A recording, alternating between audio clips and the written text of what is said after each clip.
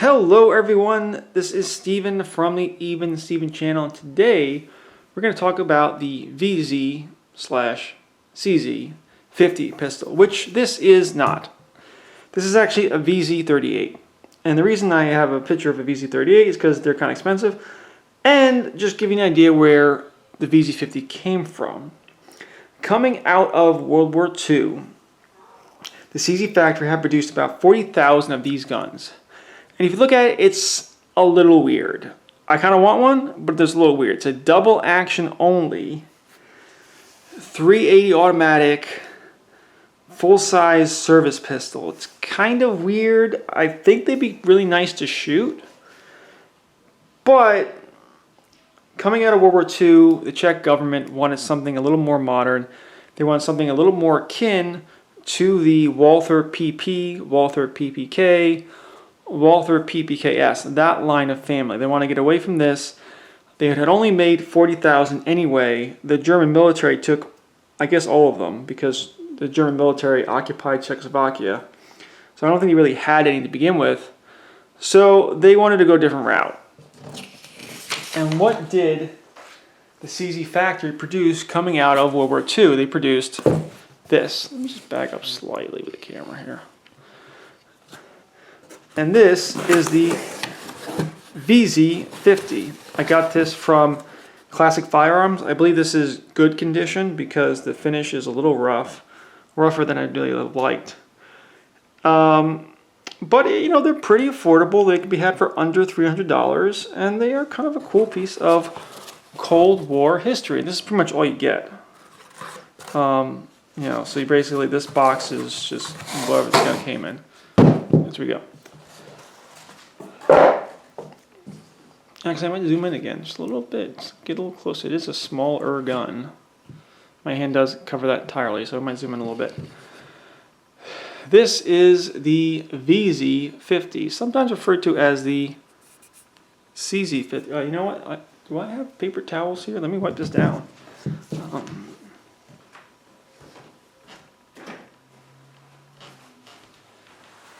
There is packing grease in the box, so whenever I put the gun in the box, it's going to collect some of that packing grease. I'm just going to wipe it down just a little bit.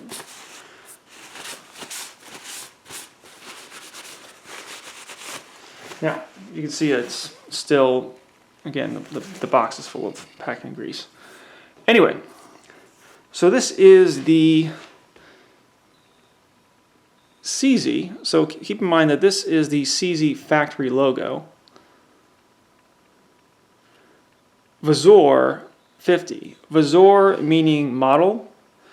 So sometimes people refer to it as the CZ50 or the VZ50. I guess is more accurate. We can say the CZ VZ50 or the CZ VZOR 50. So you understand how people get a little confused sometimes when they throw these initialisms around. But it is, I guess technically speaking, the VZ50 for Model 50. Chambered for 7.65, which is 32 ACP. I'm going to actually zoom out slightly because I'm trying to get better quality with the camera. I think we're doing better that way. So what do we have here? We have a Walther PPK inspired pistol. In a couple ways, it's probably better than the Walther PPK. I think the takedown might actually be better. I think the controls might actually be a little better. So let's take a look at the VZ50. Like I said, here's the CZ VZOR 50 caliber 7.65 made in Czechoslovakia, which they actually put on there themselves. I don't think this was after the fact. They actually, from the factory, marked that. Now down here, this is Century Arm International, Georgia. Is that Vermont? Georgia, Vermont? That is an importer mark. And just looking at it, it looks like they restamped the original serial number on here again. It looks like some kind of proof mark in there, but I can't really make that out very well. And this is, it's hard to read on camera, but it says 69, which I would take to mean 1969 production. Switching over to the other side, we have the CZ factory logo in the grips, which is kind of cool. takedown lever, and then the serial number again. Again, this looks different. Like this looks original. This looks like it was done after the fact. I'm guessing. Maybe it is original. It just looks like it's done after the fact. So where do we begin? I guess we'll start with the magazine. So this will lock open when the slide rides over an empty magazine. It has an internal lock open mechanism, which I will show when we take it apart. And we have the magazine. Now this is not the best magazine to show. I believe this is a VZ70 magazine. And the VZ70 has an extended base plate. And the original VZ50s were kind of flat. So it would have looked more like this. It would have been, I don't know, would have just looked more like that. So this isn't the best example of magazine to show. I believe the VZ70 and VZ50 magazines are interchangeable, but they're not exactly the same. Like I said, it has a little PIC extension in here, which actually is better. We have a single stack 8-round magazine. Got witness holes here for 1, 2, 3, 4, 5, 6, 7, 8. So I believe it's an 8-round magazine. And yeah, there's nothing particularly crazy about it. I like the grips. They're nice and wide. They kind of have this wraparound plastic. I do like that. These are the controls. This is fire. This is safe. This is decocker. Interesting. Magazine release here. Pretty typical sights. Decent sight picture, not great. Trigger, of course. Actually, oh, safety's on. That's single action. It is a double single action gun and has this example has a particularly heavy trigger. That is a lot. You are not accidentally firing this gun, for sure. The hammer appears to be a VZ70 hammer. I believe the VZ50 hammer was like kind of a more solid piece, and this is has a hole drilled through it. So this isn't the best example, again, because the magazine is not quite correct, because the hammer is not quite correct. The VZ70 is kind of just like a small update to the VZ50. I think the grip's a little different, the hammer's a little different, the magazine's a little different. I think they redid the texturing on top a little bit differently. So I think all the parts are interchangeable, but not identical. And I guess it was easier just to put the VZ70 hammer in there than to get an original VZ50 hammer. For whatever reason, it might have been replaced. It does show a lot of signs of wear. The finish is a little rough. In the bottom, you can kind of see too, particularly. It's been used. These were police pistols. They were probably carried a lot and shot a little.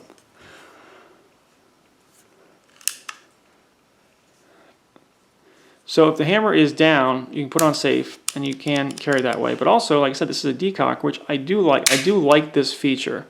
Now, when you decock it, it goes to safe, so you can leave it on safe, or you can put it back on fire. Just the idea of this combination manual safe to decock, I just like the implementation of it. It seems to be well thought out. I do like that. Takedown is pretty easy. Let's see, before we take down anything else we need to look at is the extractor. It's kind of that Makarov Walther PPK style. It has a lines very similar of a Makarov or Walther PPK. This is the takedown lever. To take it apart, you got to push down on that, pull the slide all the way back, and then lift up. So if you're just doing this, the slide's not going to come far back enough. When you hit the takedown lever and hold it down, it's a little hard. Now the slide goes slightly further back, and I can ease everything off. This is a blowback gun. It has no real locking system. All that keeps this gun safe when firing is the weight of the recoil spring, the resistance of the recoil spring, the weight of the slide, which is relatively light, and the resistance of the hammer and the hammer spring, because that does add to it. So here's the recoil spring, which is slightly bent. Here is the slide. It's got a pretty narrow opening there.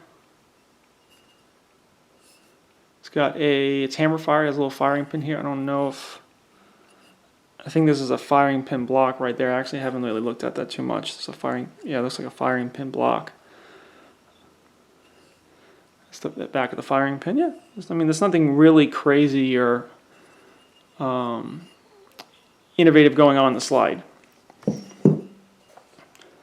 There's a couple of things going on in the frame though. So first of all, this is the hold open mechanism. When the magazine is in the gun and the magazine is empty, let's go a step there. It's going to push up on that tab. Let's see if we can get up there. There we go. And it's going to push that up, and that is going to hold the slide back. Now when the slide's back, there's nothing really you can do to release it other than either taking the magazine out or putting a new magazine in. So once you do that, you can see it goes back down. So there's no external slide release. It kind of locks open and is released internally.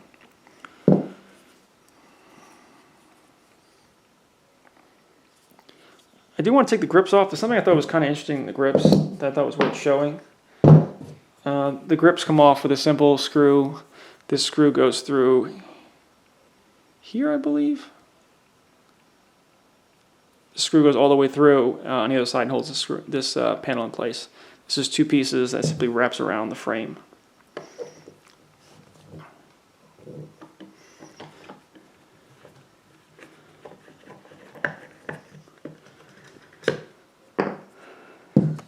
So when you do that, this will fall off. Here's one side of the grips. Here is the other side.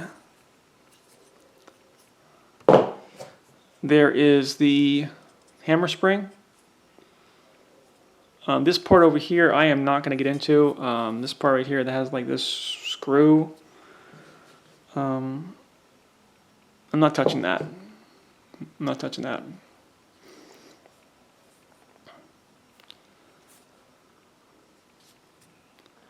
It's kind of interesting how this side is closed, this side is open, because you can't do that because the grips kind of hold everything in place.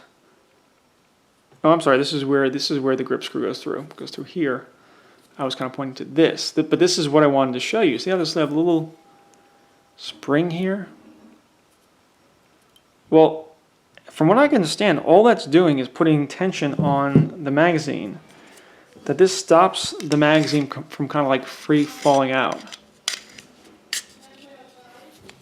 It just puts a little bit of resistance on the magazine to kind of keep it from falling out. So if this part was in here, these magazines would probably fall out pretty easily.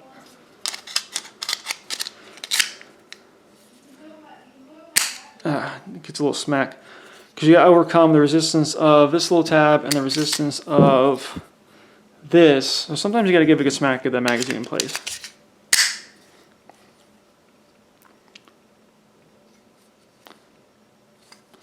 That's it. I thought it was interesting to take the gun apart and kind of show that off. Again, I'm not really confident in myself to take this screw out, well, this nut and this screw out. Just not confident in my own ability to do that, and so I'm not. Like I said, I do like the grips. I do like how they wrap around like that.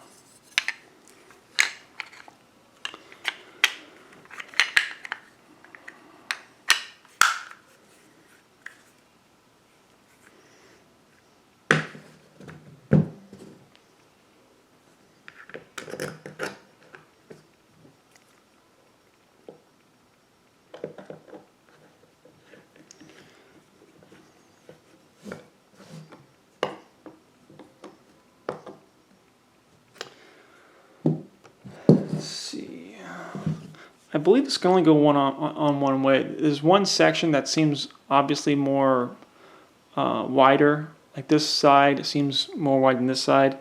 And you want the more narrow side to go inward. So the wider side kind of goes in there. I'm just going to slide it on. Got to make sure the barrel goes through the front of the slide. I'm going to push down on the takedown lever. Going back. It's not going back. Oh, that was a little hard to get into place, honestly. There's a lot of tension in this piece right here. It's really resisting me. and at the same time I'm trying to get the slide on properly. The magazine release is actually pretty stiff too, as is the safety and the takedown lever. Sorry, not safety. The safety and the decocker lever. Everything's kind of stiff. And I don't know if that's this example or just all the VZ50s. I can grease on my hand. Like the trigger pull is, oh, okay. I was gonna say, wow, it's really hard, but no, I have safety on. Trigger pull is quite hefty. Single action is really nice. Surprisingly, considering how heavy double action is. That's pretty crisp. If you notice me holding the gun in my hand, there's a hump right here, almost intentionally pushing my hand down. And I believe that it's because this gun was designed during a time when one-handed shooting was still a viable option. That's probably how people were expected to fire this gun, like this. One-handed, it's a handgun, it can be shot with one hand, and the doctrine of the day was probably to fire it one-handed like this. So in that way, it does kind of work. However, today's modern shooting grip, you want to like cover the whole gun, which I get. But now that kind of would force your hand to go up higher than this gun really wants you to go. It doesn't want you to get that good high two-handed grip. It wants you to go down lower. And that's just, I think that's just the design choices and the sensibilities of the time. This is a 32 ACP compact police pistol. And I think it excels at that. I think it does what it's supposed to do. I wonder if this gun was smoother when it was new. You know, this gun has been packed in Cosmoline and sitting around for 56 years. So I wonder when it was brand new if things just kind of worked better. Now, what is a gun like this good for? I think really this is a collectible. I have not shot this gun yet. I have shot a VZ70 a while ago, a long time ago. And the trigger on that gun was even worse than this. I think I owned the VZ70 like 10 years ago. I would say that even though this isn't 32 ACP, I think you'd be surprised how snappy these guns can be because they are blowback. There really is nothing holding this slide back. It's kind of sticking there. Yeah, kind of like, I think it's just there's so much grease in here. Or I thought I got it out, but I guess there's still a lot of grease in here. But this gun is really being held back or held closed by the resistance of the hammer and the hammer spring, the weight of the slide, and the resistance of the recoil spring. So when it actually does slide back, it might slide back with a little more snap than you would expect for a gun in 32 ACP. Also, I think it was kind of cool, if you put this in decocker mode, when the slide's back, it'll stay in decocker mode, and then when you run the slide, the hammer will go forward automatically. I thought that was kind of cool. I don't know if that's an intentional design choice, but I thought that was kind of cool. That's very likely how police in Czechoslovakia might have been told to carry these guns. So I thought that was cool. But like I said, I don't know if I would recommend this gun as a defensive gun. It might have been the latest and greatest, or it might have been more acceptable 50, 60 years ago, but I just feel like today there are lighter, more powerful, and possibly even softer shooting guns that could be had for about the same price. This is about a $300 gun. I think at that price point, it shouldn't be that hard. Looking at this little mark right here, I wonder if something hit that from the safety? No?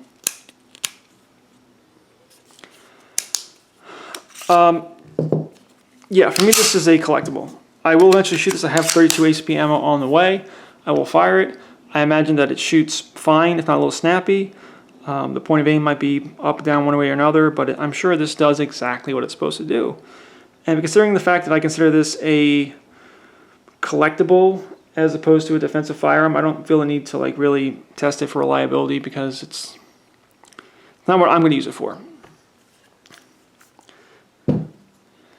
Anyway, this is Steven from the Even Steven channel. Please all like, share, and subscribe. If you have any questions, leave them in the comments, and I will see you next time.